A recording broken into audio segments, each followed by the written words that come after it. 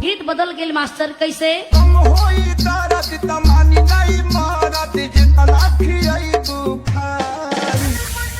लेकिन यहाँ का बात ही हमें छोड़ दो भइल का भैया विराह में बड़ी बेजोड़ कर्ज लगल कोनो मेहरारू अपने दुल्हा से चिरौरी करत बा मास्टर।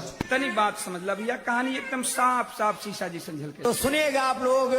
कमल कलाई हमर बनी रवा पतिया नया नहर बनिया भिकनिया आवा प्रेम से आवा। ऐसे मलवाई के रोजे रोजे देहिया बीत जाइया सही जवनिया। लेकिन कवि को कहना पड़ा क्या टेरी के अंदर बढ़ के मास्टर कमरिया पथे धनिया कमरिया आवा प्रेम से आवा। पथे धनिया की दिलवा मलगा के गते कमरिया पथे धनिया की दिलवा मलगा के गते कमरिया पथे धनिया। विराह में फिर भोजपुरी तर्ज लग गई, बड़ी रंगीन तर्ज बा मास्टर। www.djakashbabu.in www.djakashbabu.in आकाश बाबू आकाश बाबू आकाश बाबू आकाश बाबू। के जी एगो बात हमार सुनी, आखिर का बात बा तो देखे बाबू। देहिया पथिया मौका पमिलल चाखली ही रसमलाई। गीत बदल गेल मास्टर कैसे? कम होई दर्द तमानी नहीं मारत जितना खियाई बुखारी। देहिया पथिया मौका पमिलल चाखली ही रसमलाई।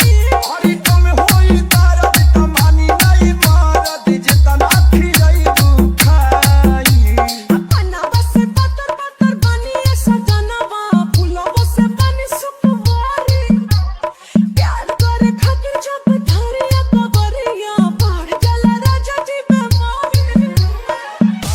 बोलेलु वाला पते धनिया बोलेलु वाला पते धनिया की तेलवा मन बहते गते कमरिया पते धनिया की तेलवा मन बहते गते कमरिया पते धनिया। www.djakashbabu.in so guys very good morning और कैसे आप लोग? आशा करते हैं आप लोग बहुत अच्छे हैं। आज की वीडियो कैसा लगा आप लोग कमेंट करना बिल्कुल ना भूलें और ऐसी वीडियो देखने के लिए लाल पेज को फॉलो करके रखिए। आज के लिए इतना ही, धन्यवाद।